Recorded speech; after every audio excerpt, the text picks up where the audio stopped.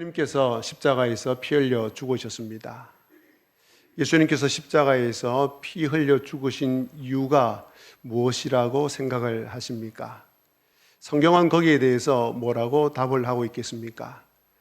하늘과 땅에 있는 모든 것을 통일시키기 위함이라고 말씀하고 있습니다. 에베소서 1장 10절 말씀입니다. 하늘에 있는 것이나 땅에 있는 것이 다 그리스도 안에서 통일되게 하려 하심이라.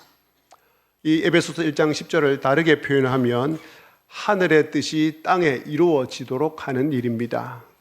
이 세상이 하나님께서 기뻐하시는 새로운 사회가 되는 것입니다. 이 세상이 하나님의 사랑과 공의와 평화가 넘치는 세상이 되는 것입니다. 이 일을 위해서 예수님께서 십자가에서 피를 흘리셨다면 이 일은 정말 중요한 일입니다. 세상에서 가장 중요한 일입니다. 그렇다면 저와 여러분은 이 일에 최선을 다해야 됩니다. 어떻게 최선을 다할 수 있겠습니까? 바울 사도는 첫 번째로 지극히 풍성한 하나님의 은혜를 전하라고 합니다. 에베소서 2장 7절 말씀입니다. 이는 즉 성도를 구원하신 이유는 그리스도 예수 안에서 우리에게 자비하심으로써 그 은혜의 지극히 풍성함을 오는 여러 세대에 나타내려 하심이라고 말씀합니다. 둘째로 어떻게 최선을 다해야 합니까? 선한 일에 힘쓰라고 합니다. 에베소서 2장 10절 말씀입니다. 우리는 그가 만드신 바라 그리스도 예수 안에서 선한 일을 위하여 지으심을 받은 자니. 하나님께서 우리를 만드셨는데 왜 만드셨느냐면 그리스도 예수 안에서 선한 일을 위하여 지으심을 받았기 때문이라고, 선한 일을 하도록 하기 위함이라고 말씀합니다. 선한 일에 대한 기준은 그 일이 하나님께 영광이 되는가, 그 일이 하나님께서 기뻐하시는 일인가, 그 일이 교회의 덕이 되는가가 기준이 되어야 됩니다. 이 기준에서 벗어나는 일은 하지 마시기를 바랍니다. 그러므로 여러분들께서 복음을 전하는 일에 힘쓸 때에, 선한 일에 힘쓸 때에 하늘의 뜻이 땅에 이루어집니다. 하나님의 뜻이 땅에 이루어집니다. 여러분들이 이런 삶을 살아서 하늘의 뜻이 땅에 이루어질 때 하나님께서 얼마나 기뻐하시겠습니까? 이런 측면에서 볼 때 하나님께서는 여러분을 정말 중요하고 소중하게 여기실 것입니다. 그리고 여러분을 귀하게 여기시고 그런 삶을 살아가시는 여러분에게 복을 주시려고 하실 것입니다. 그렇다면 어떻게 하면 이 두 가지 일, 지극히 크신, 지극히 풍성한 그리스도의 은혜를 전할 수 있을까? 선한 일을 많이 자주 할 수 있을까? 어떻게 하면 그 두 가지를 잘할 수 있겠습니까? 바울 사도는 이것을 해야 된다고 말합니다. 이것이 무엇입니까? 그것은 기억하는 것입니다. 무엇을 기억하라고 합니까? 이방인으로서 그리스도 밖에 있었고 하나님이 없던 자였고 세상에 소망이 없던 자였고 그로 인하여서 영원한 형벌을 받을 수밖에 없는 죄인이라는 사실을 기억하라고 합니다. 이방인이었던 에베소 교회 성도들에게 그들이 과거 이방인으로서 지냈던 이러한 상황을 기억하라고 합니다. 여러분, 이 말씀대로 여러분이 하나님 앞에서 어떤 죄인이었는지를 기억할 때 지극히 풍성한 하나님의 은혜, 그 은혜의 복음을 잘 전할 수 있습니다. 여러분들이 내가 어떤 죄인이었는지를 기억할 때 선한 일을 많이 할 수 있습니다. 뿐만 아니라 내가 어떤 죄인이었는지를 기억할 때 비로소 내 삶의 기쁨과 감사와 그리고 은혜가 넘칩니다. 신앙생활의 출발점은 언제나 내가 죄인이었는데 어떤 죄인이었는가를 생각하고 기억하는 데서부터 출발합니다. 자, 그런데 바울 사도는 죄인이었던 이방인이었던 에베소 교회 성도들에게 이제 놀라운 일이 있음을 말씀하고 있습니다. 그것이 무엇입니까? 13절 말씀입니다. 이제는 전에 멀리 있던 너희가 그리스도 예수 안에서 그리스도의 피로 가까워졌느니라. 에베소 교회 성도들은 이전에는 하나님과 멀리 떨어져 있었습니다. 하나님과 멀리 떨어져 있었단 말은 단순히 거리적으로 멀리 떨어져 있었다는 말이 아니라 하나님과 전혀 상관이 없었다는 말입니다.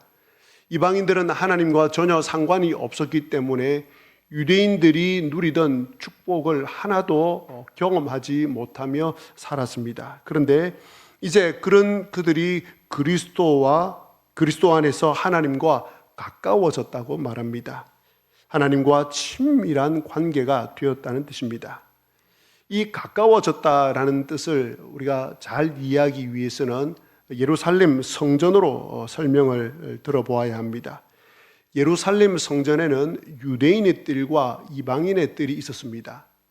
유대인의 뜰에는 유대인들만 들어갈 수 있었고 이방인의 뜰에는 이방인들만 들어갈 수 있었습니다. 이방인의 뜰에 있는 이 이방인들은 결코 유대인의 뜰로 들어갈 수가 없었습니다. 왜냐하면 담이 가로막혀 있었기 때문입니다. 그래서 그들은 성소로 나아갈 수 없었습니다. 성소에 계시는 하나님께 나아갈 수 없었습니다. 그런데 유대인들은 하나님께 나아갈 수 있었습니다. 하나님께 제사를 드릴 수 있었습니다. 하나님께 예배를 드릴 수 있었습니다. 하나님을 만날 수 있었습니다. 그런데 이 유대인들도 들어가지 못하던 곳이 있었습니다. 그것이 어디였습니까? 바로 지성소입니다. 지성소는 하나님의 임재를 상징하는 곳이었습니다. 그래서 거기에는 1년에 단 한 차례 대제사장만 들어갈 수 있었습니다. 그런데 예수님께서 십자가에 달려 돌아가실 때 놀라운 일이 일어났습니다. 이 성소의 휘장이 위에서부터 아래로 찢어졌습니다. 즉 이 말은 이제는 누구나 하나님께로 나아가는 길이 열려졌다는 뜻입니다. 예수 그리스도께서 십자가에 달려 죽으심으로 말미암아 이방인도 죄인도 악한 사람도 실패한 사람도 그 누구도 하나님께 가까이 나아가게 되었습니다. 가까이 나아가도 될까를 고민하지 않아도 됩니다. 여러분 한번 상상해 보시기를 바랍니다.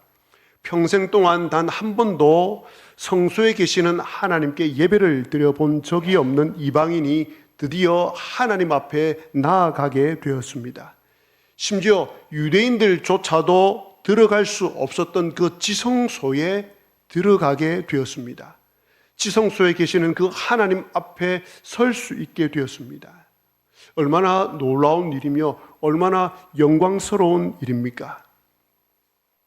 아마 예루살렘의 성전 시대로 돌아가서 예수님의 성전 돌아가실 때 성전 휘장이 위에서부터 아래로 내려 찢어졌을 때 이방인이 그 지성소 안에까지 들어가면서 그리스도인된 이방인이 지성소 안으로 들어가면서 이렇게 고백을 이렇게 외쳤을 것입니다. 야, 그동안 내가 이방인이어서 한 번도 들어가 보지 못했던 이 성소에 들어오게 되다니, 이 지성소에 계신 하나님을 보게 되다니, 그리고 모든 죄를 용서받게 되다니 어떻게 이런 일이 있을 수 있을까라고 외쳤을 것입니다. 바로 이것이 그리스도와 가까워졌다는 뜻입니다. 이렇게 말씀을 드리면 여러분 중에 모태신앙이나 혹은 어릴 때부터 신앙생활을 하신 분들은 조금 고민이 생길 것입니다. 나는 어릴 때부터 그리스도인이었는데 그러다가 자연스럽게 예수님을 믿게 되었는데 나에게는 이방인처럼 그런 극적인 전환점이 없는데 어떻게 이방인처럼 이런 감격을 느낄 수 있을까? 라고 말입니다. 혹 그런 분들은 이방인처럼 극적이지 않아도 됩니다.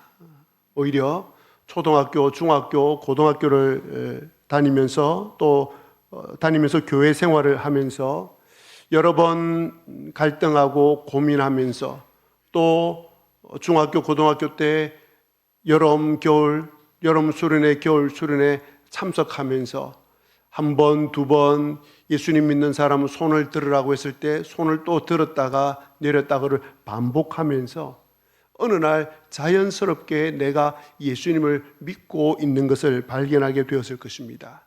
극적인 체험이 없습니다. 그러나 어느 순간 보니까 내가 예수님을 믿고 있는 것입니다. 중요한 것은 내가 어릴 때부터 들어온 그 말씀대로 지금 내가 하나님 앞에 죄인으로 서 있고 영원한 형벌을 받을 수밖에 없는 존재라는 것을 시인하고 고백하느냐 하는 것입니다. 지금 내가 예수 그리스도로 말미암아 하나님과 가까워졌냐는 것입니다. 지금 내가 하나님의 다스림을 받고 있으며 내가 하나님의 백성이 되었느냐 하는 것입니다. 적극적인 체험이 있느냐 없느냐가 중요한 것이 아니라 지금 내가 그리스도와 하나님과 가까워졌느냐가 중요합니다. 저는 여러분들이 행복하게 즐겁게 기쁘게 이 땅을 살아가기를 간절히 바랍니다. 그리고 서로 사랑하면서 살아가기를 간절히 바랍니다. 그러나 그것이 여러분에 대한 저의 가장 큰 관심사는 아닙니다. 저의 큰 관심사, 여러분을 향한 저의 가장 큰 관심사는 여러분이 하나님께 가까이 나왔는가? 하나님의 지성소로 들어왔는가? 하나님 나라 안으로 들어왔는가? 진심으로 회개하고 거듭났는가? 아버지가 바뀌었는가? 주인이 바뀌었는가? 지금 이 세상을 떠나도 영원한 하나님 나라에 들어가는 하나님의 자녀가 되었는가? 그것이 여러분을 향한 저의 가장 큰 관심사입니다. 여러분 중에 혹 또 여러분 주변 사람 중에 정말 인격이 훌륭하고 착하고 베풀기를 좋아하고 다른 사람들에게 모범이 되는 사람이 있을 것입니다. 그러나 만약 그 사람이 하나님과 가까워지지 않았다면 그 사람은 세상에서 가장 죄인 취급받는 사람과 똑같은 사람입니다. 전혀 차이가 없습니다. 그런 경우가 어디 있냐고요? 어떻게 그런 일이 있을 수 있냐고요? 불공평하지 않냐고요? 아니요, 그런 일이 있습니다. 왜냐하면 그 사람 역시 하나님 앞에서 죄인이기 때문입니다. 모든 사람이 죄를 범하였음에 하나님의 영광에 이르지 못하기 때문입니다. 의인은 없나니 하나도 없기 때문입니다.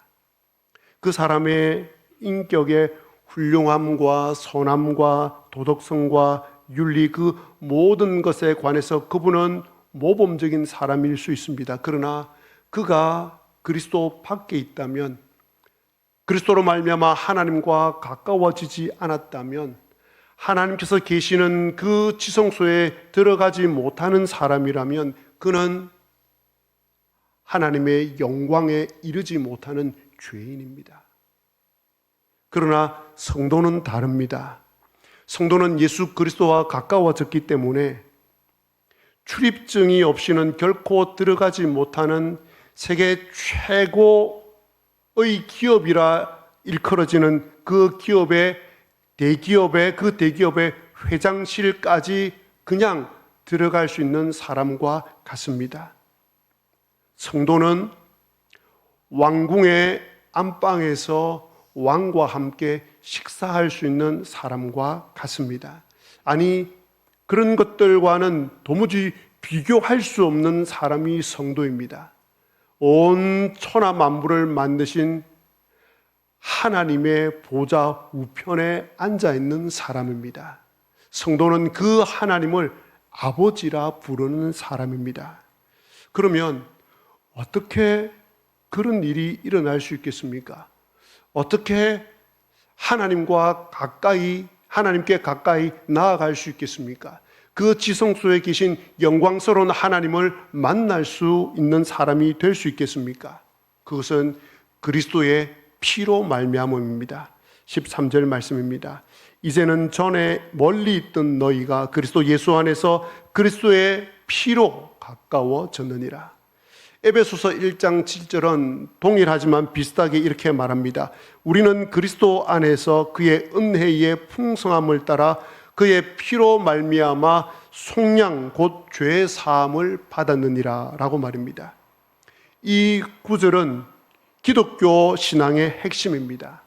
기독교 복음은 피의 복음입니다. 피가 기초입니다.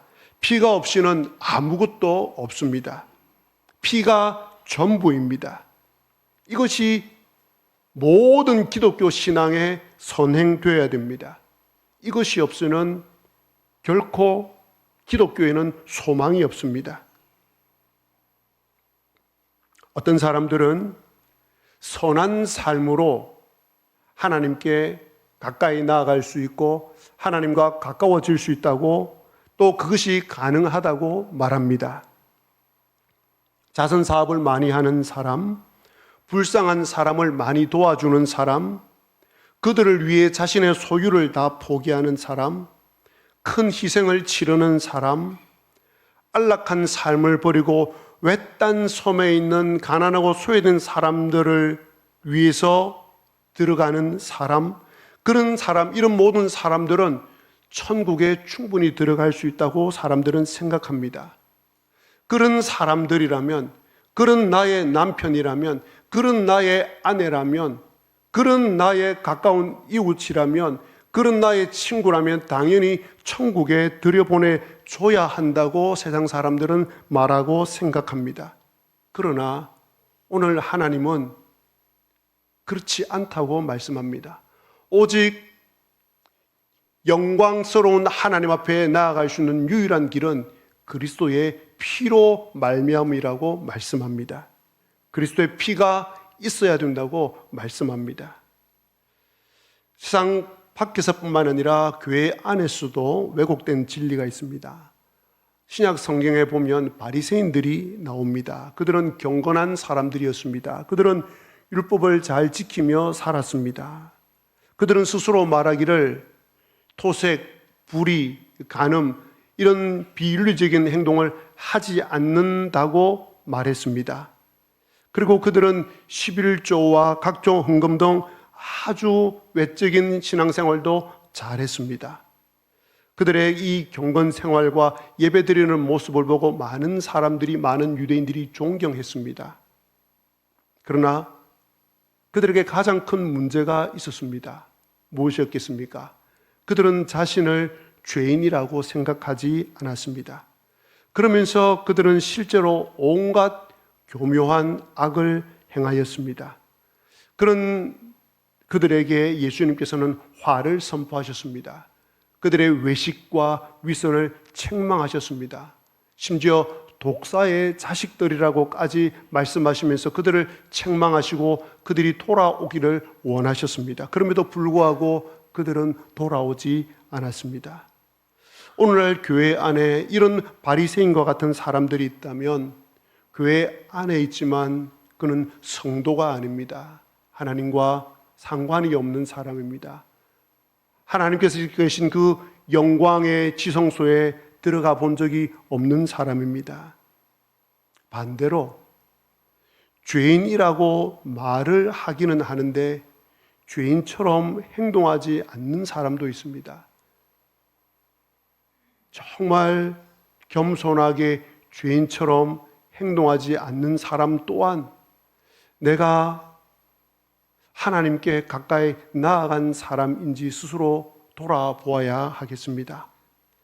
이처럼 선하고 착한 삶으로는 지성소 안으로 들어갈 수 없습니다. 하나님 앞으로 나아갈 수 없습니다. 또한 예배와 기도와 경건 생활으로도 지성소 안으로 들어갈 수 없습니다.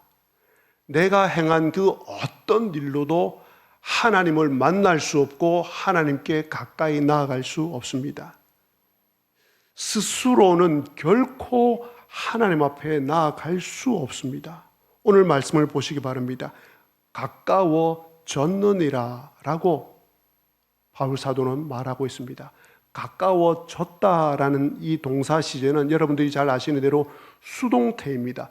능동적으로 내가 하는 것이 아니라 가까워졌습니다. 이 가까워짐을 당했다는 뜻입니다. 예수 그리스도의 피로 말미암아 하나님께 나아갈 수 있게 되었다는 뜻입니다.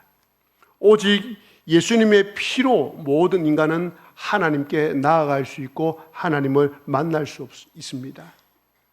예수님의 피가 없이는 하나님께 나아갈 수 있는 어떤 법적 권리와 신분을 얻지 못합니다. 예수님의 피가 없이는 결코 죄 사함을 받을 수 없습니다. 히브리서 10장 19절 말씀입니다. 그러므로 형제들아 우리가 예수의 피를 힘입어 성소에 들어갈 담력을 얻었다고 성경은 우리에게 분명히 말씀합니다. 자, 그러면 예수의 피가 어떻게 이 엄청난 일을 해낼 수 있겠습니까? 베드로전서 2장 24절 말씀입니다. 친히 나무에 달려 그 몸으로 우리 죄를 담당하셨으니 이는 우리로 죄에 대하여 죽고 의에 대하여 살게 하려 하심이라. 이사야 53장 5절 말씀입니다. 그가 찔림은 우리의 허물 때문이요 그가 상함은 우리의 죄악 때문이라. 그가 징계를 받음으로 우리는 평화를 누리고 그가 채찍에 맞음으로 우리는 나음을 받았도다. 죄를 지은 사람은 반드시 죽을 수밖에 없습니다. 왜냐하면 죄의 삭은 사망이기 때문에 그렇습니다. 그래서 구약 시대에는 하나님께서 흠 없는 어린 양의 제사를 통해서 죄인을 살려주셨습니다.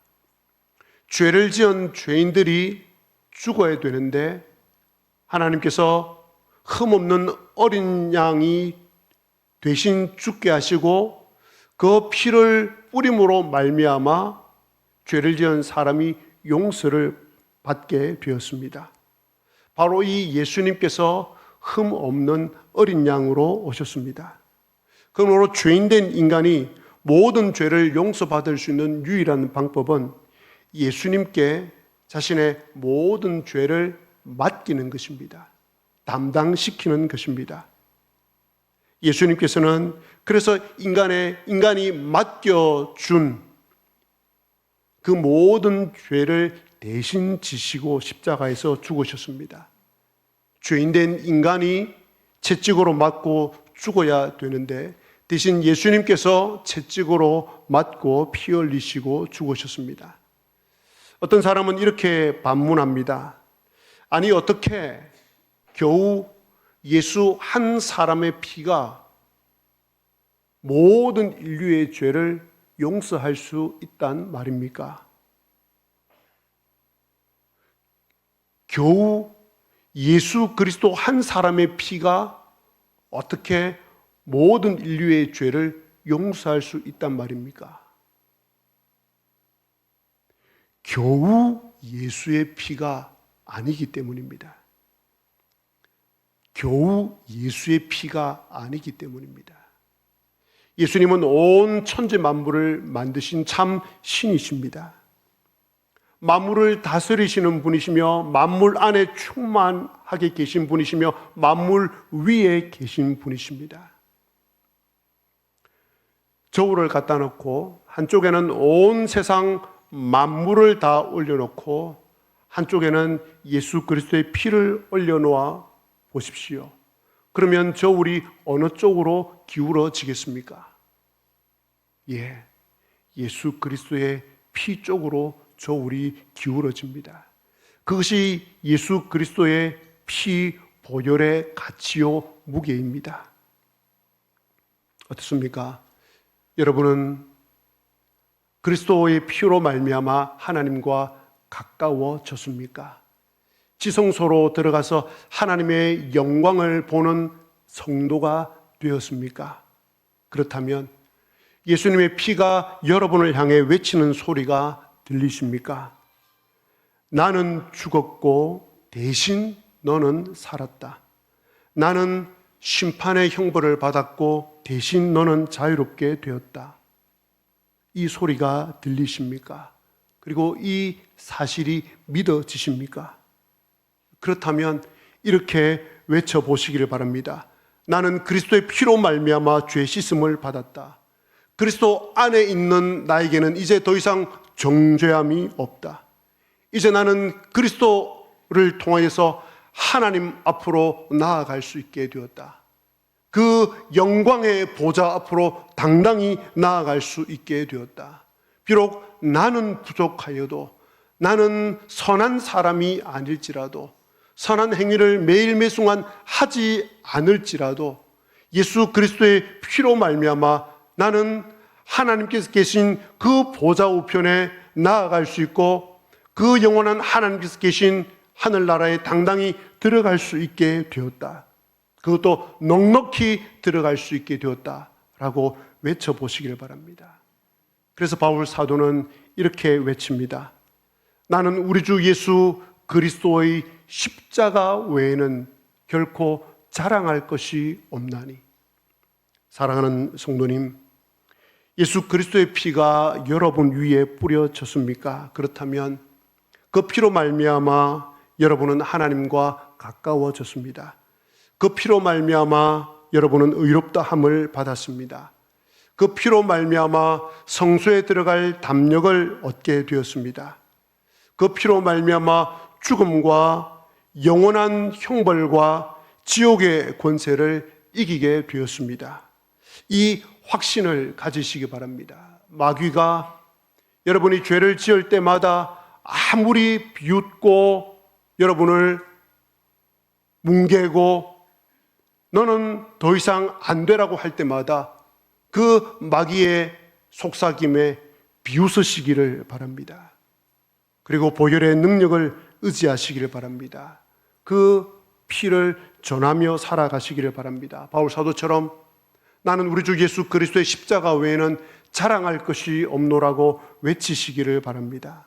바로 없기는 이 시간 예수 그리스도의 그 피의 능력이, 보혈의 능력이 여러분 개인과 가정과 우리 교회와 여러분의 생업 위에 역사하기를, 넘쳐나기를 주님의 이름으로 기원합니다.